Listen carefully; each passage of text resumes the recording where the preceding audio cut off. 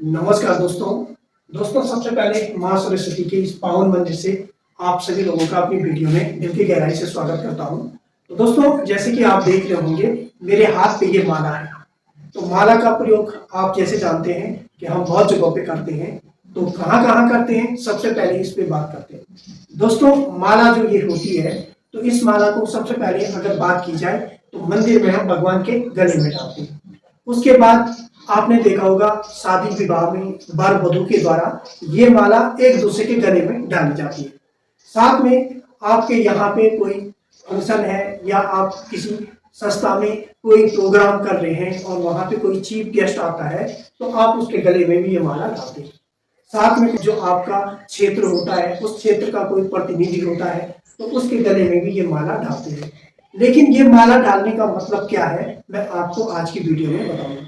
दोस्तों जब हम किसी के गले में माला डालते हैं तो केवल यह सम्मान तक ही सीमित नहीं है, बल्कि माला डालने का मतलब होता है कि हम अपने सारे दुख दर्द, जो हमारी जिम्मेदारी होती है, जो हमारे कर्तव्य होते हैं अपने, वो हम दूसरे के गले में डाल के अपना दुख दर्द सारा कर्तव्य उसको सौंप देते हैं।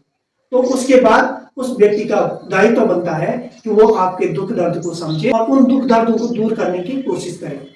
जैसे कि हम भगवान के गले में माला डालते हैं, हमारा यही उद्देश्य रहता है कि भगवान के गले में हम अपना सारा दुख दर्द जो भी होता है वो डाल देते हैं। तो वो फिर हमारा नहीं रहता है, वो दुख दर्द हम भगवान को सौंप देते हैं और भगवान उसका हमें निदान करता है उस दुख दर्द का। अब कोई जनप्रतिनिधि होता है, उसके गले में हम माला डालते हैं तो उसका भी यही मतलब होता है कि जो क्षेत्र की तमाम परेशानियां होती है, जो पूरी जनता के काम होते हैं, कार्य होते हैं, तो उनको पूरा करने के लिए मतलब वो एक प्रकार से वो सारे अधूरे काम, वो कष्ट सब उसको सौंप देते हैं और फिर उनका दायित्व बनता है कि उसको दूर करना। अब जैसे कि आप जानते हैं शादी विवाह में दूल्हा और दुल्हन एक दूसरे के गले में माला डालते हैं। तो इसका मतलब ये होता है कि जब दूल्हा दुल्हन एक हो जाते हैं, एक दूसरे के गले में माला डालते हैं, तो फिर उनके जो कष्ट होते हैं वो अकेले नहीं रहते हैं, वो एक दूसरे में बंट जाते हैं। तो दूल्हा अपने कष्टों को, अपने दुख सुख सुविधाएं जो भी होता है वो दुल्हन के गले में डालता है। तो यानी अब वो जो दूल्हे के दुख दर्द होते हैं वो केवल उसके नहीं होते हैं बल्कि दुल्हन के भी हो जाते हैं। ऐसे ही जब दुल्हन दूल्हे के गले में माला डालती है तो जो सपना होता है तो वो फिर उसका अकेले नहीं रहता है, फिर वो अकेले दुल्हन के नहीं रहते बल्कि वो दुल्हे के भी हो जाते हैं। तो कुल मिला के देखा जाए तो दुल्हा दुल्हन के एक दूसरे के गले में माला डालते हैं, तो फिर उस माला का मतलब होता है कि अपने दुख दर्द दूसरे को और फिर दूसरे के दुख दर्द दूसरे को।